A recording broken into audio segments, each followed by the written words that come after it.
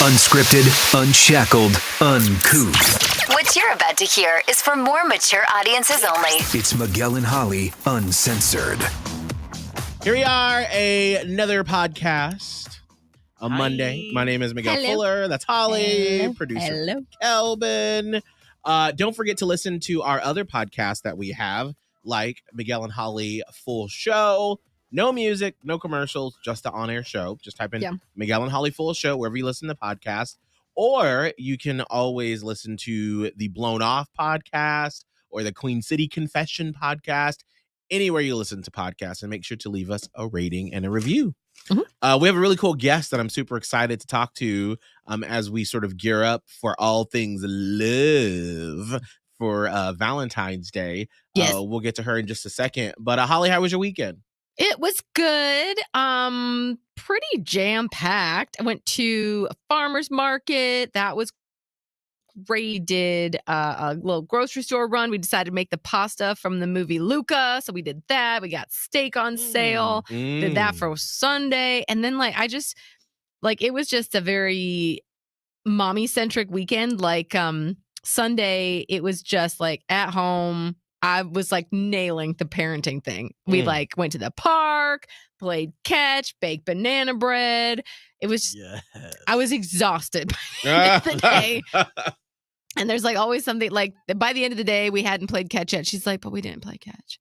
And my person was like, you done been to the park. You did all of these things. I'm like, it's okay. I'm like, we can do the catch too. So we went outside and played catch. We just did all of the things. Super mom. Wow. Really felt like I was winning. And then it will cease to matter in another day or two when that was then. And now what am I not doing? But at least I'm good up till now. So it was a very, like I said, it was a very kid-centric, mom-centric weekend. But it was good. How was your weekend, Kelvin? Debaucherous. Oh. I Saturday partied. And we went to Sidelines, which is the bar right next to Bar Argonne with my neighbor and our other friend Shay, my fiance Oscar.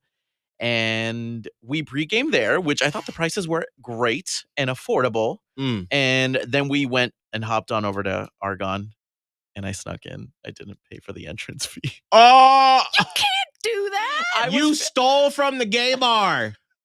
I never do things like that. I follow all the rules. And I don't know why, but nobody was watching. The woman was doing the coat check. And I was like, I don't want to pay for this. I should not have to pay for this. I'm telling, I have her number. I'm going to call the front door lady at Argonne. We're going to get her on the phone. You better give the people that money. They're trying to keep the doors open. And then I had a really good night, just dancing. My neighbor who does not go out, he's very introverted. He was like, I don't want to go out. I don't like to dance. He had an incredible time. I love that. Yeah. Oh, that's good. We had a nice little weekend. We went to an EDM show. It was very fascinating. Well, because when it comes to those, because I've always said that those electronic carnival type of EDM shows, I've always been I just feel like that's not my scene, but I know people love it. So I was like, you know what? I can't say it's not my scene unless I try it. And so we had a bunch of friends that were going, and we went, not my scene. Yeah. Sometimes you just know. Well, I just want music I can sing to. That was the hard part. Everyone there is just yeah, do. They're not singing, really. No, they're just dancing. They're gyrating. Yes, moving your body to the sounds that are calling to you. Exactly. Whereas I was just sort of just doing the white man shuffle back and forth, just do. And I was and then I think they played one song. It was Unholy, and I was like, all right, here's my moment. I know the lyrics of this song, so I got to do that one. And then we went to an after party in a warehouse again. It's so fascinating. What is happening to you since moving to Charlotte? You're all in warehouses with people that are rolling on drugs. I'm a little concerned. The parties. Why? Listen, with strangers. We're not doing it. We're just observing it. And so it's just very fascinating to watch all of this go down because it's something that I've never taken part of before. So it was very interesting. And then to see all of that happen and then Abe had his dodgeball game on Sunday, and so like all the people that were out the night before were there for the dodgeball team, and they were looking rough. Oh, Yeah. And I was like, Yikes. well, it's fun to watch. Did they win? They played a very competitive team. Okay. Who I got like it. I got it. were I got it. aiming No, like it's fine. somebody got hit in the face. It was really rough. I was like, listen, sometimes as long as they had fun, they had fun. That part. to watch. There you go. that's all that matters. Before we bring our special guest on, let's do some shout outs. Lou, hello, Zinda, Ashley, Kelly, Ashley again, and Francisco. Happy Monday morning. Indeed.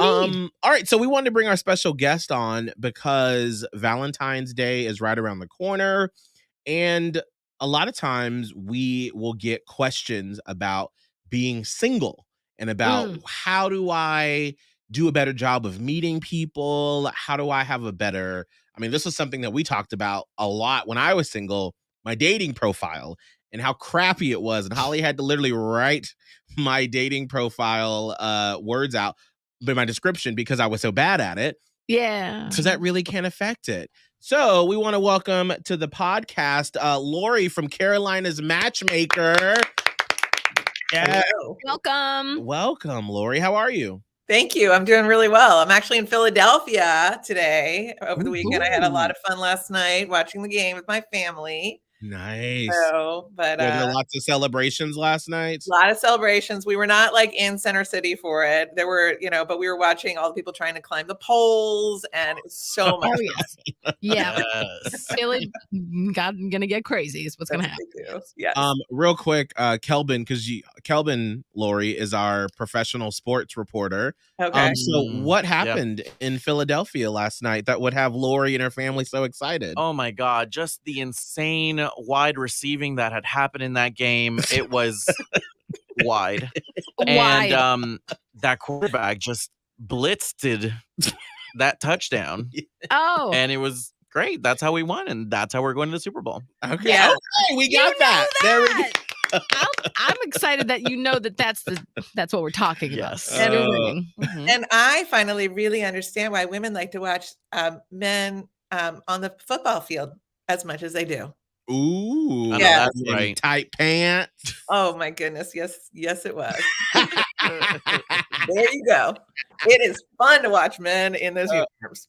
Save that. Amen to that. Yeah. So Laurie, before we get into, like what the single life is like in Charlotte and the Carolinas and what you do, give us sort of your background of like, how did you become a professional matchmaker? Yeah. Yeah. So I have my master's in social work, but my emphasis was community organization. So I was always very keen on figuring out communities, how people meet each other, how people interact. And I don't know, it's been 16 years now that I'm a matchmaker. So 16 years ago, I started just matching people up randomly. I had absolutely no idea what I was doing, but I was like, I want to do this. I want to try to figure out, how do you hook people up romantically? I've always been like completely obsessed with the idea of love and falling in love and all the whole lead up. And so I just started matching people up, and they fell in love and babies were made. And I was like, all right, let's make this happen. So I launched my company, and I help people with online dating, and I help people with matchmaking, and people can be in my free database. I had a huge article come out last week with Axios Charlotte, had like 150 new people come into my system, which was really cool. And I love what I do. I love coaching people. I love sort of walking them through it and sort of them trying to figure out what their red flags are internally, like what triggers them, so that they can sort of push past that and be successful in a relationship. That's one of my things that I love to do. Wow. Now that is super fascinating. The fact that you start with what's going on with you first. Oh yeah.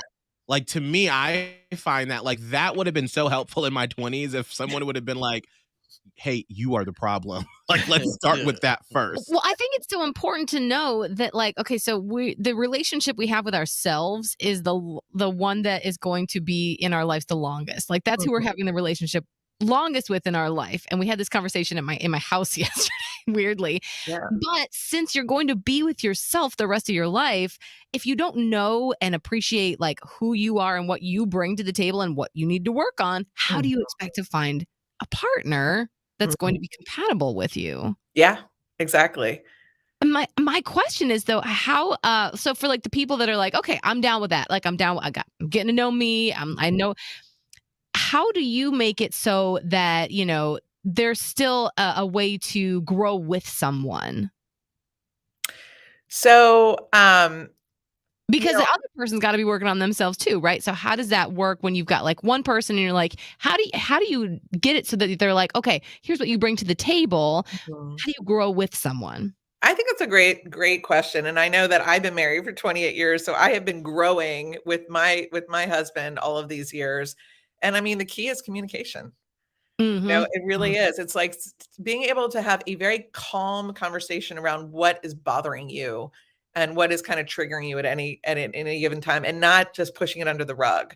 So, like for example, if someone doesn't, clean up the kitchen. I mean, it's just like a stupid example because you got to live with somebody. And I think that that's like one of the main reasons, like 60% of the time that people like end marriages is they just can't even partner with them in the house. So it's like you need to be always treating your partner with respect. And I think that people sometimes let that go and they start treating their partner like a sibling. I You know like what I mean? that. Like Yeah. that happens. And so 100%. when that happens, two things. Number one, the sort of that exciting like love, I want to like jump into bed with you feeling does diminish. And then number two, they treat them with disrespect, and also things don't get done, and then there's little spats. And I think that people need to take a step back and start thinking about their partner like they did in the very beginning when it was very exciting and new and fresh, and just like sort of push the refresh button. And it's not hard to do, but it's so easy to fall into this pattern of just like one-liner zingers, or taking like somebody for granted, not spending Love that, time yeah. at night together in the house, like separating out. I mean, I'm guilty of this too. It's like I want to go watch my shows. My husband wants to go watch his, and we're just like, "Beep." And then I'm like, wait a minute, we need to hang out together. And then when I do, it feels so good. Like it really does. You're like, okay, back to basics. This is somebody that there's a reason we partnered up. I mean, even if it's any kind of relationship, 3 months, 6 months, 12 months, really just like hone in on like, what is it that attracted you to them in the first place? And then how do you sort of continue on that vein? It's so funny you bring up the sibling thing because for me, I feel like I'm sometimes getting into the routine of the parenting. Like I'm the parent and I'm like, pick your shit up. So Right. Nobody wants Parent, that. sibling. Yeah. Right. But if you had this like conversation with them, like, I don't want to be that person. Mhm. I don't want to be, your parent. Let's talk about this. Like, if I ask you, it's your day to clean up the kitchen, it doesn't have to be right now, but could it be done? When could it be done? By the end of the day? Is that fair? Okay, great. Then I'm not going to ask you again. But at the end of the night, if you say you're going to do it, I expect it to be done. Otherwise, it's disrespecting me. Right. So it's just all about respect. No, Laurie, when it comes to being single, because all of us here have been in relationships for a while now. So, I feel like, especially post pandemic, the dating world has really shifted and been different. What is the biggest obstacle of being a single person post pandemic? Honestly, it's how to meet people organically. I mean, you guys were mentioning going to clubs and whatnot, right before you brought me on. But a lot of people don't feel comfortable going to clubs, or they've seen it, done it. They're not interested in partying. We got dry January. It's the end of that right now. And, maybe alcohol is in front and center. So like, how do you meet people? And so they're going online dating. And like the numbers of online daters went up dramatically. I mean, I've never worked with more people with online dating than when this all started to go down. And people would just start meeting people at a park and, grab coffee and just walk and talk, which is kind of nice, honestly, because it's like you're not like staring at each other across the table. You're able to point things out in the scenery and just kind of chill and get some, adrenaline going as you walk along. But people are online dating. So like the question is, when you're online dating, how do you actually meet people? Because people are just swiping and they're communicating a little bit and then they're ghosting each other and they're not actually meeting. And that's kind of what my company helps people with, is like from, profile setup and photography and styling, all that stuff, getting a great profile online, which I guess, Miguel, you were saying earlier that was something that, you probably could have used a little bit of help with initially, right? Oh my gosh, it was the worst back A in the lot of day. dudes have no idea what they're doing online. It's No. hysterical. And I'll say to my female clients, don't judge them. They just don't know better. I mean, the bathroom selfies, I'm sorry. Why Really? are there so many men holding fish? Holding Group fish, photos. Mhm. hunters. Your I friend mean, caught her. I'm in the South. Oh, yeah, that's bad. That's real bad. It's just a thing, you know? And so how do you put your best? It's like basically consider it your landing page, you know? Like this is Mm. how you market yourself. So make it as good as you can. We help people write their profiles. And then like every week we're in there, we're scouting for people on there, trying to find people for them. Now I don't write the messages back and forth. I like for my client to do that part, but I tell them, don't be obsessed with it. Don't leave your phone out every day. And, you know, just look at it on your desktop. Like just make a priority morning and night to message and then make plans to meet someone safely. So Mhm. how soon should Yeah, you exactly. go from like, because I know like in the gay world, like I feel like it would happen pretty quickly. Like you knew from the first couple of conversations. And then usually we'd be like, or for me, I'd be like, listen, I don't want to spend weeks talking back and forth because Right. then I feel like I've expended all this energy getting to know you Yes. for you only to be like, oh, I'm just looking for a friend, or you Yes. just seemed really nice. So how soon should you jump to a real life date? Yeah, as soon as possible with understanding however much you can about the person. So what I like to see is like full paragraphs, you know, back and forth. So you get an idea of their tone, if they can banter a little bit, making sure that their English is sustained from the first, those scammers that are on there. You can always tell them Oh, because all of a sudden right. their language starts deteriorating. And Mhm. also when it's all like flowery, like you're such beautiful woman, this, that, Right. it's like, Like, that's not a real Like, person. But, my clients don't know that, but I'm like, "Oh my god, it's so obvious." Click, delete, block, whatever. So, if you can go back and forth at least 4 times, that would be great. If you can run a background check on them, it's easy. I would recommend it.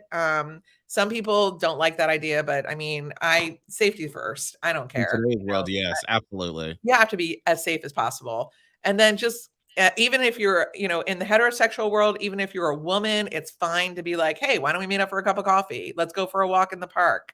It doesn't matter who asks the other person out on a first date. Just make it happen and then go for it. And there's different reasons that people meet. Sometimes they do just want to hook up. Sometimes they just want to date. Sometimes they want a relationship. And sometimes they want to get married. So Mm. the sooner you find that out, the better. But and the worst thing about going back and forth for 3 or 4 weeks, texting and whatever, people build up this whole big idea of who that person is. They meet them 20 seconds or 10 seconds. They're like, this person is not for me. I just wasted Yep. all that time. Ugh, I don't Yeah. recommend it. the absolute worst. Mhm. Now, when it comes to crafting the dating profile, Mhm. because like I still actually have some of the remnants of mine of what Holly Oh, wrote you for me all those years do? ago. Like I still Man. make it part of like anything that like, put your profile or description. And Mhm. so mine forever, it was like radio geek, buffalo chicken connoisseur, animal skeptic, burger enthusiastic, Enthusiast. enthusiast, TV fanatic. And I think I had a couple of more little descriptors for like Mhm. from my single days. So Mhm. like, should people get straight to the point like that? Or before I had something very flowery where I was just like, I I think you love, had like a really like dreamy quote or yeah. something. And Holly was like, no wonder nobody's matching with you on Tinder. They don't know who you are. You're talking nonsense. So what should you have in your online dating profile? I think for like Hinge and Bumble and probably Tinder, I'm not sure about Grinder. I haven't been on there. It's different now. Yeah. Different. I don't know. I mean, Tinder used to be the hookup site and then it turned into the relationship site. I'm wondering, is Grinder going in that direction? I don't know. You might, been- your friends might know more than me, but anyway, I think for like Tinder and Bumble, that kind of quirky, fun stuff that you just mentioned verbiage was perfect. But I think if you're getting on like Match, it's going to have to be a deeper dive into, because Match.com really allows you, and that's my favorite platform for my clients, is I get them on Match, and then I can jump in there and do my prospecting for them, and then on a Zoom call with them every week and going through their inbox and their communications and showing them how to get to the date quickly, how to get to the phone number, looking at every single picture, reading every single word. So with Match, you have like a lot of space to write like a very detailed profile. And I recommend that people talk about themselves, and then they also talk about what they bring to a relationship. What is something that they're looking forward to doing with a future partner? What are their bucket list items so that people can like really connect?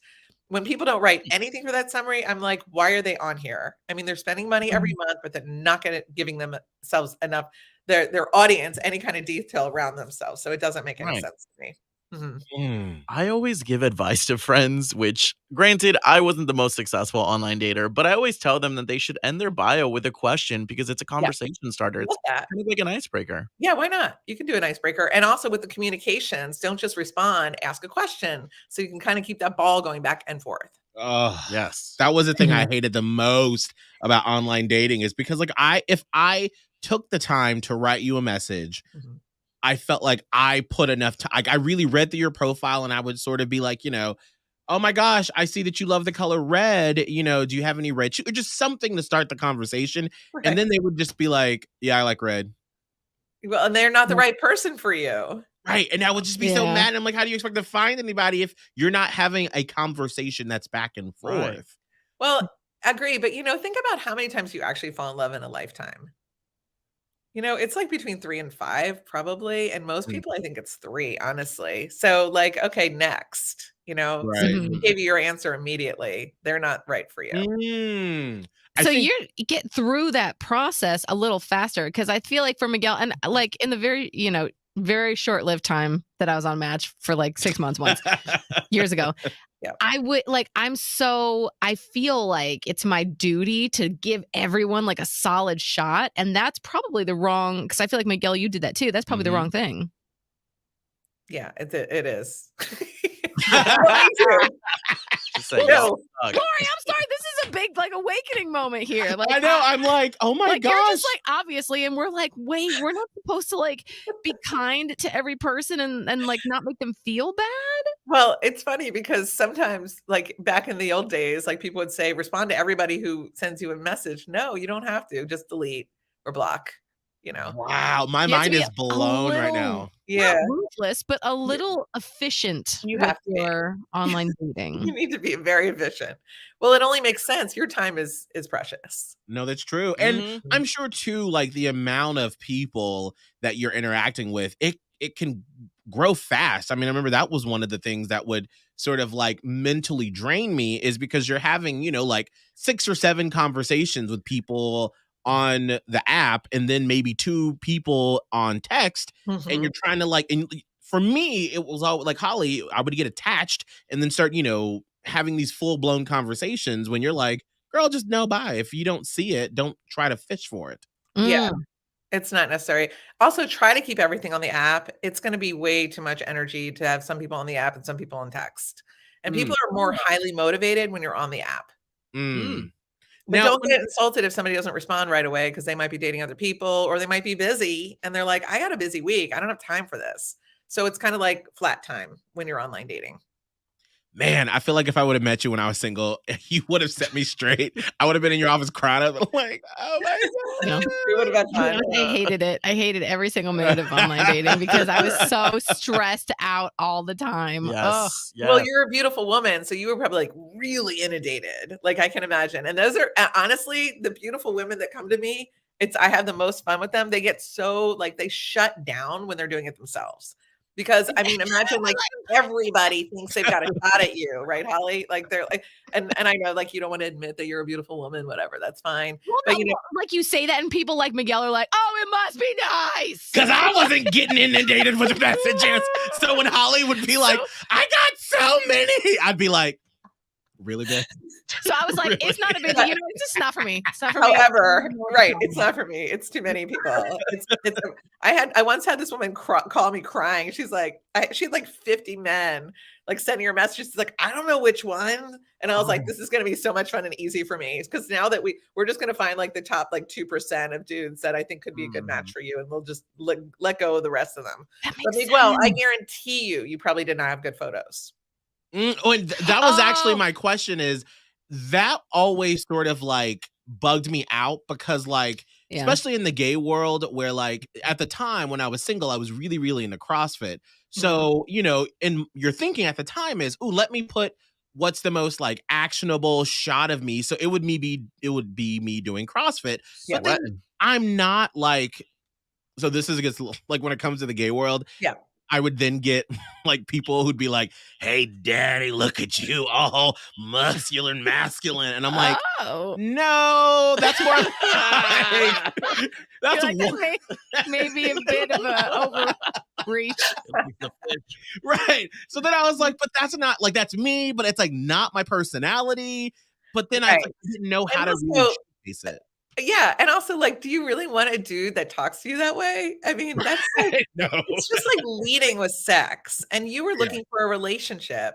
And I think that that's what's hard. What I've noticed in the gay community is, I mean, nowadays, I mean, I'm a Gen Xer, so it was just, you know, marriage wasn't legalized back then, and it was just about a hookup culture, and there weren't many options. Now, my gay friends are getting married, they're having babies, they want relationships. So they don't even want that. Right. You know, they want to be able to talk to somebody authentically that isn't leading with sex, that isn't just looking for the hookup, you know, that kind of thing. I want to do a speed dating for gay men. I'm dying to do this, actually. That's what I was gonna ask, because you always hear hetero speed dating events. I know. I just think it would be so much fun. I have an event coming up, and I had a gay man reach out, and he's like, you know, is this open to all? I'm like, it's open to all, but I'm thinking there aren't going to be any gay men. Like, he could make friends, whatever. But like that to me would be kind of boring to go to a singles event, and there's like nobody in the room that would be good for you.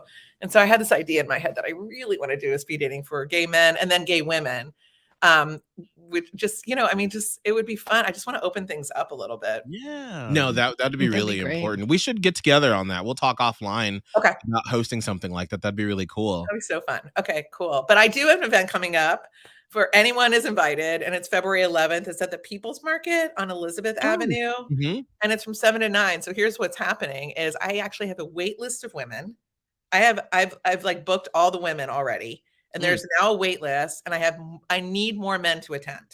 Okay. And I am not going to have a room. I am not going to do this to my women. I'm not going to have like a room filled with women and no dudes. So I'm like, okay, let's try to make this a little bit of an equal playing field. So I'm busy like trying to recruit men to come to this.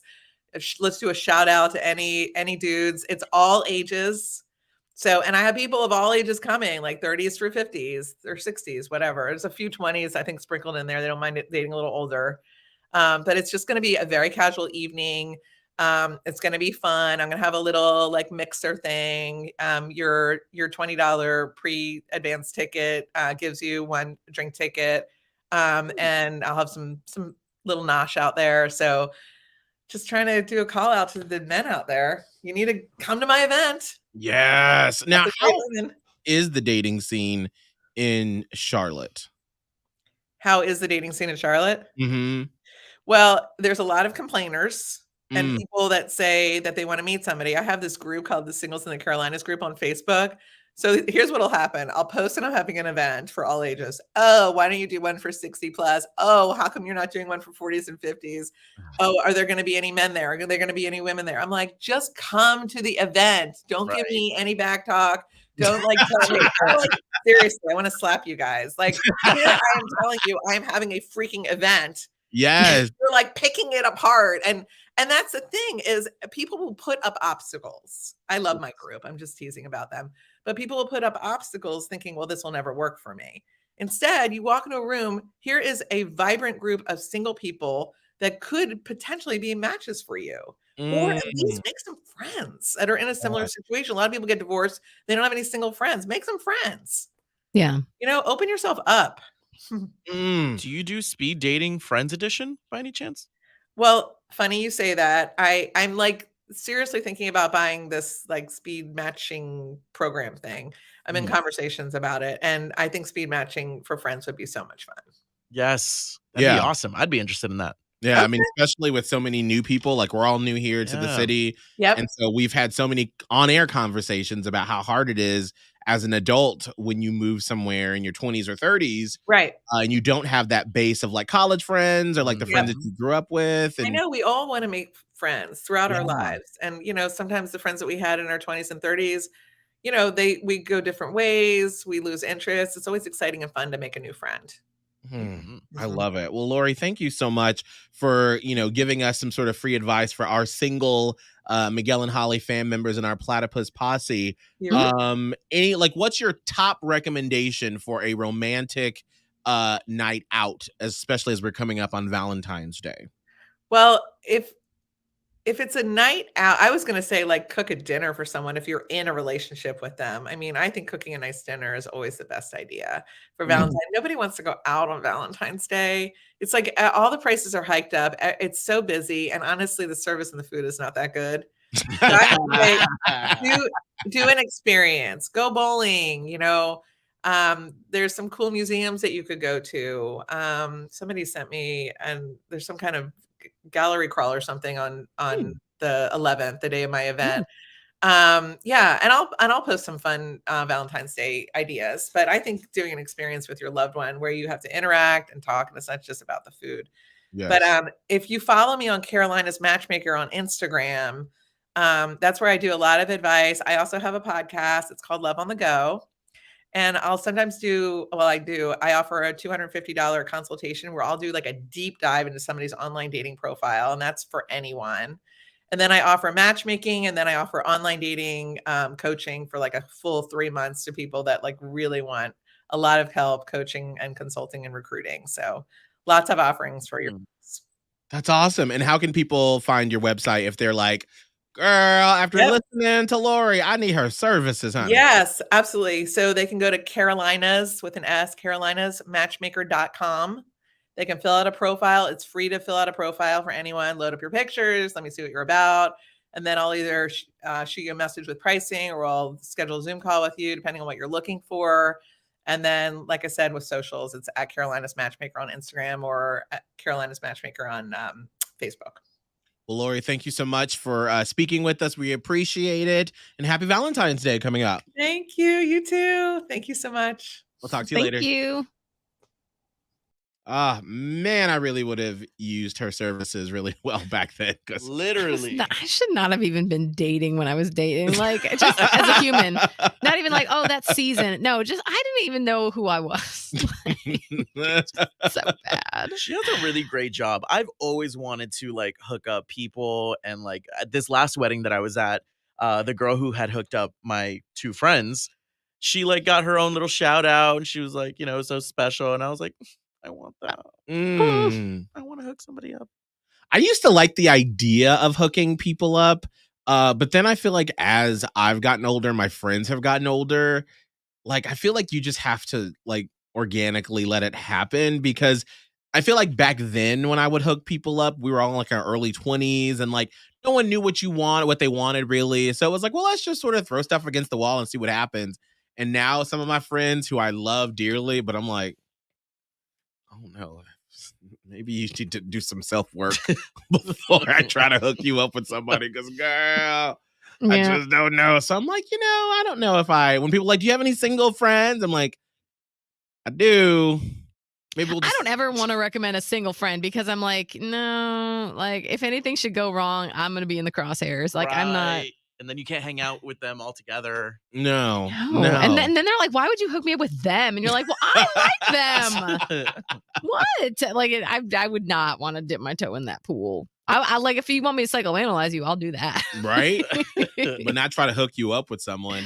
Man, I really wanted to try to find, I'm sure I have a screenshot somewhere of like an old dating profile that I had up back in the day. I wanted to show her, just see, because it was what did you say? You used to say, Holly, I stunk of desperation. Well, we worked on it. Like, give yourself some credit. We worked on it, and I was pretty pleased with what it looked like. Yeah, there was some. I mean, it just took a long time to get there. It did. It took a long time. I don't remember. Honestly, I feel like I may have blocked it. I don't remember what the dating profiles looked like before we tinkered with it. Like, right. I think it did look pretty desperate. Desperation is a stinky cologne. That's what I would say. I just wanted someone to love me. And you could tell. I just want you to love me. Please love me. I had to love myself first. And then. Period. Yes. My first experience with Desperate Miguel, not Desperate Miguel, but like who Miguel might have been at his core. Because we had been working together, living together for a little while. And then where were we? Were we in Charlotte? Was it when we first met? Actually, maybe it was. It was at that Laura's house, I think, where we were staying. And like you went out and then you came home crying. And somebody had told me, I think it was Steven, it was like, Miguel's gonna come home crying. And I was like, what? No. And like Miguel came home and you were just like, I don't know. And I was like, oh no. And then that really was a peek into what happened. Yeah. Oh, every time Miguel went out. Literally, I was notorious for that because it would just sort of like I would always feel like the last person left. You know, like all of my friends would always like find someone they'd be making out with or dancing with. And then like no one would ever come up to me. And so then I would be like, all right, well, don't look desperate, you know? So I would like be dancing by myself and everyone's making out. And then like, you just get that like feeling as you're getting drunker and then everyone else is making out and pairing off. And then by the end of the night, I'm just like, no one loves me and I just want McDonald's. Oh, God. Yeah. I feel that to my core because that's how my experience was like too. Like I would not get hit on. And I don't know what it was because I don't feel like I'm the ugliest duckling ever. Was it the weight thing? Because I would fluctuate back and forth. I don't know what it was, but it was the same thing. I've had really bad experiences with online dating. Like I had matched with this really hot guy who like came from some northern state to Miami, and he was this software engineer at UM. And so whatever we were talking back and forth, I was showing him my videos. He saw that I was a little on the chunkier side and he still was talking to me. So I was like, ooh, he likes me for me. And we kept talking back and forth. It didn't go anywhere until I see him at a club. He goes up to me and says hi. And he was like, oh, by the way, I was just on Tinder looking for friends, by the way. I just have the guy feature just to make guy friends. And I was like, oh, okay, cool. You're like, by the way, that's not what it's for. Right. Ends up hooking up with my cousin.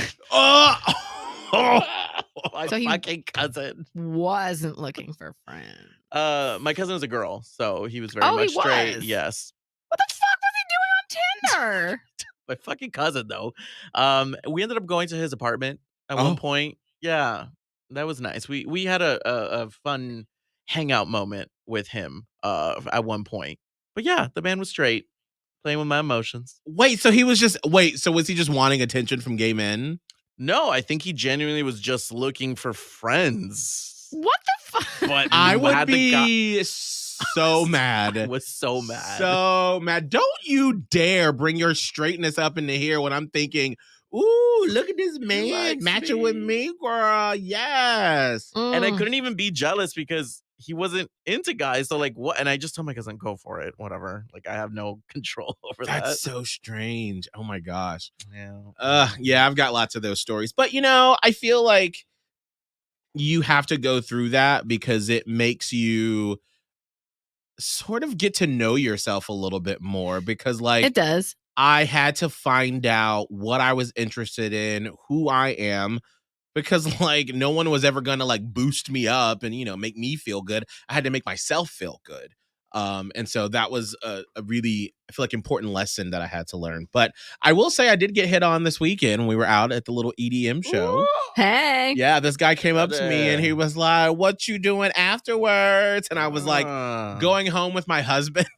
And he was like, oh, I'm so sorry. I'm so sorry. I'm like, no, it's fine. I'm like, thank you, girl. Look at this, honey. And I wasn't even trying to look like anything special this weekend. I was just going, girl. But you look good. I was like, okay, girl. So I felt very special. It was nice. It's just nice to have somebody do that because in all the years, like when Holly was single and people would be like, oh, Holly, yes. And then like Scotty, our old producer, gay men would slide up in his DMs and be like, you know, you want some dick.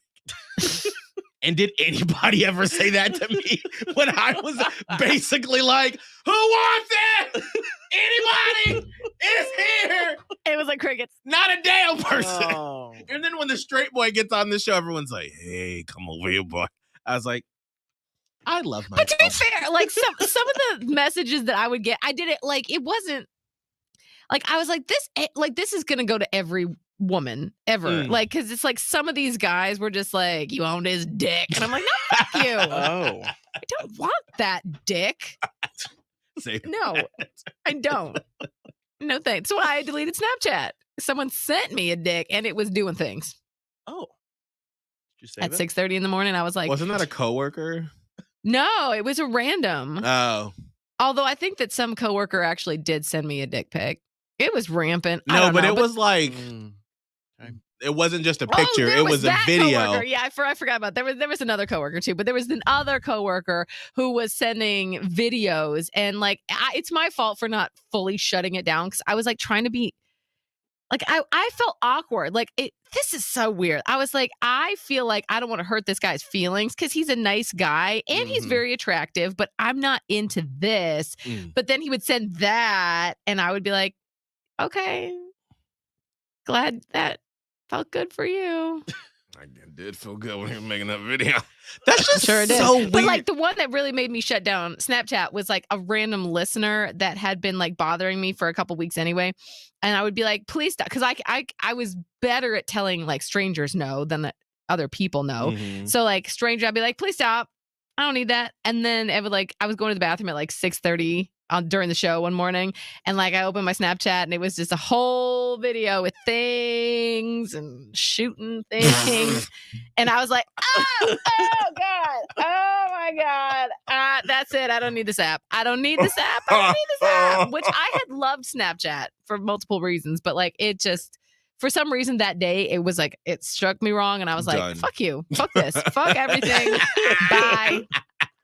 People love sending radio people nudes. Like, I don't think if I ever had this career, I'd be like, I'm not saying I get a flood of nudes, but like, of course, in these past few years, like some people just be sending stuff and I'm like, thank you. I think they're exhibitionists because like, I don't say a girl because that sounds weird, but like a young lady, I don't say young lady. It was like probably someone in their 20s, like maybe their late 20s, decided to send me some nudes and like was really pushing it. But I was like, no, thank you, but no.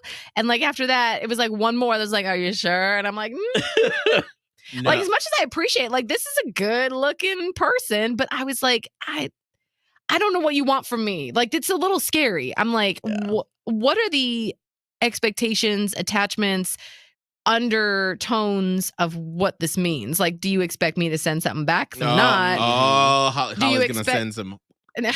Do you expect me to like dirty chat with you? Are you wanting to meet? Like, the whole thing scares me and I just shut it down. I've never gotten a nude from a listener. So, why not? I wonder, because like some people just like sending nudes. No, never gotten any. Not saying that I want my DMs to be open. Someone please send Miguel a nude. Please don't actually. No. Someone send him a big old burger. Yes. No, I think you need to like really understand what it's like to just randomly open up a message and see a nude. So like, please send Miguel a nude. And then you get to the point where you're like, please stop. And then they don't. Yeah. Like, why are they not? Like, that's what's so mysterious to me. Like, what are they doing? Are they afraid you're going to be like, oh, yeah. Hey, like, come on. I almost feel like some of the thrill is like them thinking that you don't want it and then like being turned on anyway. Like, well, maybe they figure Miguel, you're going to like it anyway. So they're like, there's no thrill. I did have a friend one time that I like didn't really know all that well. This was probably 6 or 7 years ago. They were out of town with their partner and they were making some videos while they were traveling. And they sent me like a video of it, and like literally I woke up that morning, I think it was actually on my birthday one day, I woke up that morning for the show and I was on, why did this person send me a Snapchat? They never send me snaps. And it was them like going at it, and I was like, oh, but it was your friend? It was my friend with their partner, and I was like, happy birthday to me, ? And then later that day they were like, oh my God, we're in New Orleans and I have a friend named Michael that I was trying to send that to, and I accidentally sent it to you. I was like, Well, You're next like- time I see you and your partner, I will look at y'all a different way, girl. Get it. I- Look like I the orange received on New it. Orleans. I got it. Got it. Goodness. Oh, all right, Holly. How can people not send you nude photos on social media? It hasn't happened in a while. Some of this, we're there. We're good. We're good. Radio Holly, TikTok, Twitter, Instagram. Producer Kelvin. At Kelvin Live, TikTok, Twitter, Instagram. Send me all the nudes. I love it until I don't. Oh. But what are you gonna do with them?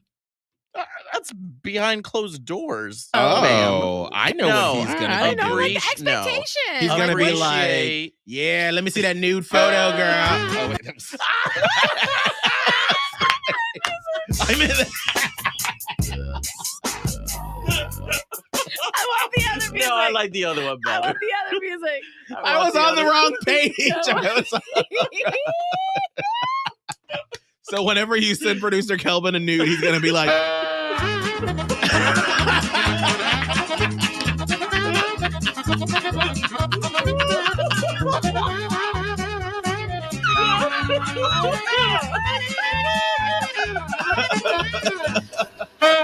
That sounds painful. My goodness.